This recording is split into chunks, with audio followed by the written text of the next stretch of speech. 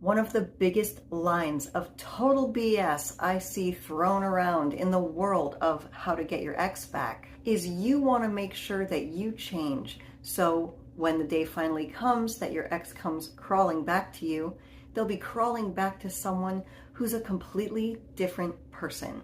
You want to make sure that when your ex comes back, you guys can start a brand new relationship, fresh, like the old relationship never happened. But wait a second, I have a question. If it's so important that you change because your ex needs a brand new person, why would they come back to you in the first place? Why wouldn't they just find a brand new person? And who is it really convenient for if you just take someone back, no questions asked?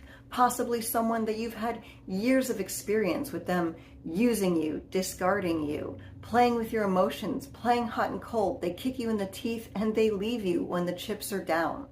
Yeah, okay, I guess why don't we just sweep all that under the rug and not acknowledge that we were a person in that relationship too? And people who go on YouTube and try to convince you that you need to do everything you can to repair a relationship that someone else broke is exploiting a demographic of people who at some point in their life got confused by relationships because people who were supposed to love them also hurt them. And people who hurt them told them they loved them. Someone who has been so damaged, they would take money from their own wallet to pay a coach who will help them try to get back the one person who's ruining their life. I know this sounds extreme, but sometimes when we have been so damaged, the result is pretty extreme. We're not the kind of people who can get over a breakup in 21 days with a pint of Haagen-Dazs. We're the kind of people who will do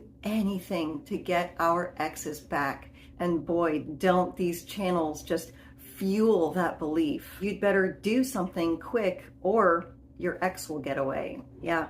These companies are good at what they do, and I have certainly been one of their targets. If you think I've never paid money to an ex-back coach, well, you'd be wrong. Hello friends, my name is Maria, and for almost 20 years I could not let go of people who were trying to walk away from me. I clicked on video after video, watching, I'm sure, hundreds and probably, unfortunately, thousands of hours of talking heads trying to convince me that my ex was just one more video click away. And in a way, they were right. I have certainly had exes come back and put me through the ringer all over again until the day they couldn't do it anymore because I saw the truth.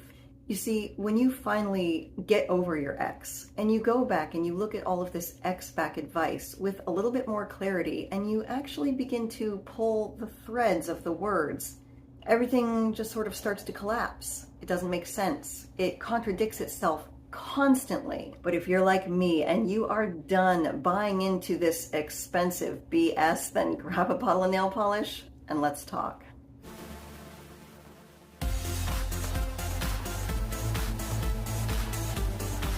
If you guys were at my house right now and you saw inside my closet, you would see binder after binder of notes I've taken from ex-back videos, watching intently and completely convinced that there was something I could manipulate about the situation that would make someone who walked away from me come back. And if you are hurting so badly right now that you can't see through some of these very hollow lies, then I would like to shine some light on them today so that you don't get mixed up wasting year after year of your lifespan on people who do not deserve you. I'm constantly seeing and hearing from people that have been in no contact for months on end, and their ex comes back and they make a ton of mistakes. Your ex is the one that made the mistake. They broke up with you and it was a mistake, and that's why they're coming back. You stick to the strategies when you hear from your ex again. Stick to the strategies. Manipulation. Illusion of action. That's the premise of all of this. You can do a lot of things to try to emotionally drag someone back into your life. But I am here to tell you, this is not living. There is a better life that is meant for you.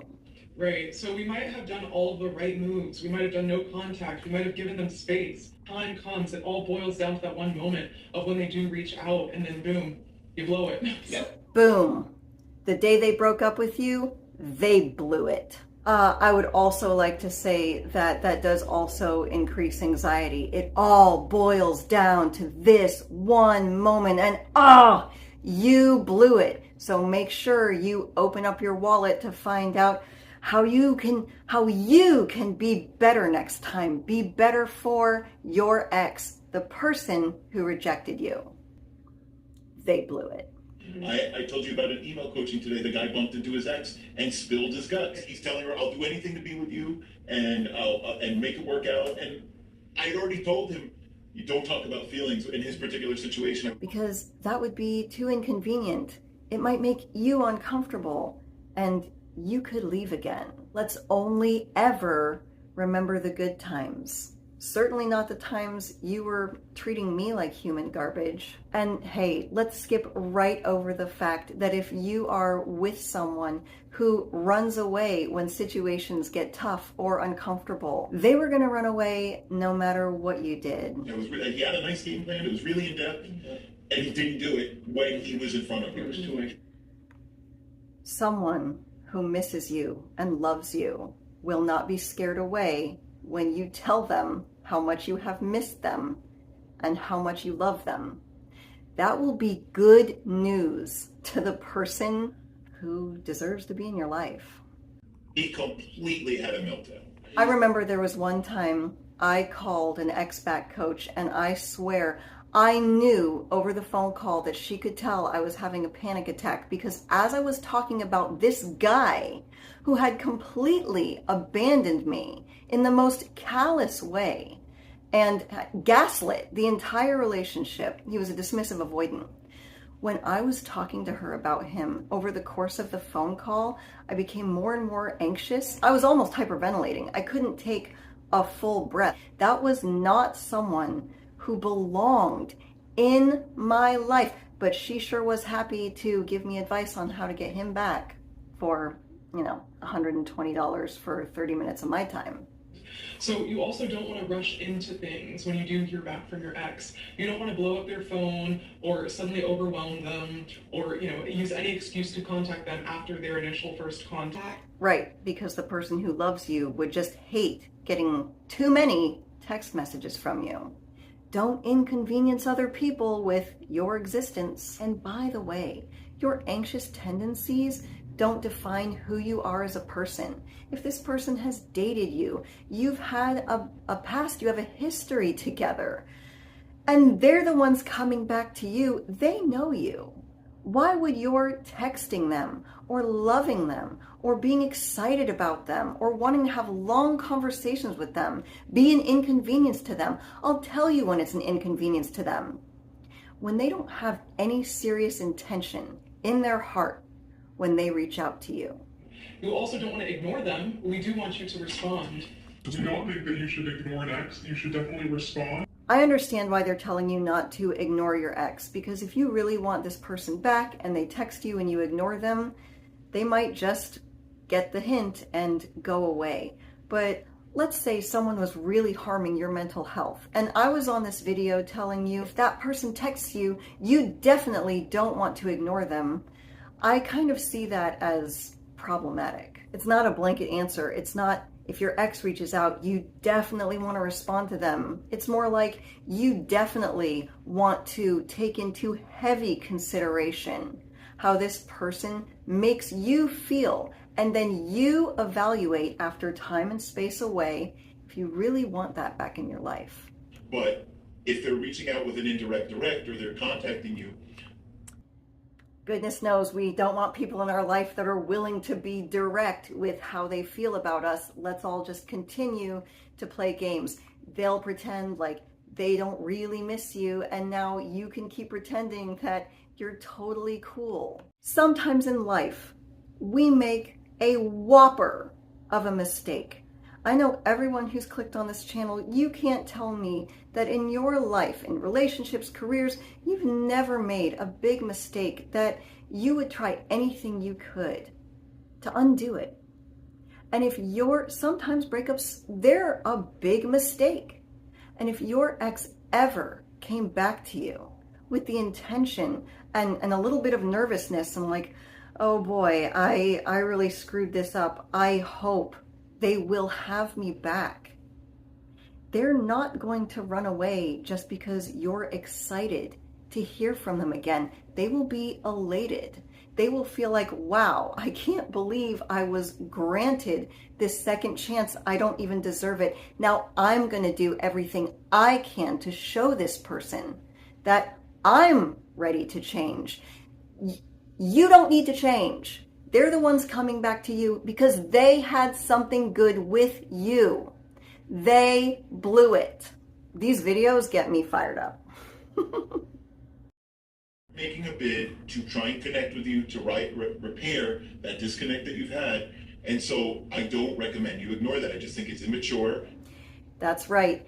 If you ignore someone who is mentally effing you, you're immature. They can call it immature all they want.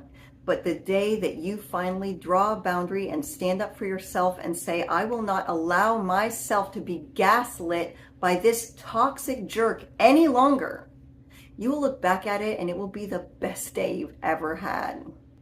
Another big thing is that we just start engaging them and messaging them a lot on the phone, having these long conversations. I have had people say, we were texting for 6 hours. Why would you do that? I agree with definitely if an ex reaches out to you, you absolutely take it with a grain of salt. Exes can reach back for all kinds of toxic reasons. But you will find out very quickly whether or not they're serious. And the first way you find out is when you tell them how much you've missed them and you're excited to hear from them, they get overwhelmed and disappear. If your presence overwhelms someone else, you just weren't meant for them. I can tell you in my time on this earth, I've probably had about 3 men who genuinely loved me, and none of them ever complained about how much I talked. In fact, so I do dog sitting jobs. Sometimes I have to spend the night over other people's houses while they're gone. And the partner I have now, he'll be the first one to tell me he can't sleep when I'm not in the house because the house is too quiet. He loves to listen to me talk. Maybe I talk too much for some people. Maybe it would have been more convenient for them if I just quieted down. But for the right people, they don't care how many texts I send them. They love to hear from me, and they couldn't wait to talk to me. Don't dull yourself down for anybody. So you want to just focus on having a good time with them and showing them the person that you are now after all of this change and all of this growth. You want to show that person and highlight that new and improved person. Yep, new and improved person, because it's your job to change. Make sure you start going to the gym to look super hot for that person who rejected you. Well, welcome to the other half, where we know attraction is not just about looks. We also have to take care of the inner half, because if we have emptiness or no sense of self, it creates the perfect space for channels like this to come in and fill that emptiness with the lie that you need to be better in order to get back the person who's hurt you. And there's something inside of me that, you know what, maybe it wasn't good enough for my ex. Maybe I never really changed. And that's okay. Because maybe I'm still the kind of person that does want to help other people. But now the difference is I want to help people who are wanting to be helped. And I have had viewers in the comments ask me if there's any way that they can help support this channel. And I do have a super thanks that is below the video. There's a little, I think it's a heart with a $sign. And if you are getting value out of this video and you want to donate any amount that you feel that this message is worth, it's always appreciated. I created the channel because I almost didn't have time to have my own family, because I got sucked into the idea that if I was just patient enough, they would magically come back to me. Those journals in my closet are a graveyard of energy, throwing so much energy into people who didn't deserve it because they walked away. They blew it. And I know that now. And I also know that if you clicked on this video, something deep down inside of you, you know that too. I have faith that someday very soon you won't need my avoidant and my breakup videos, because you'll have left the side of confusion and self-doubt, and you have crossed over to the fun side, the love side, the makeout side by OPI. My name is Maria Adriana. You did not have to live my life, but I certainly hope you can learn something from it. As always, thank you for visiting The Other Half.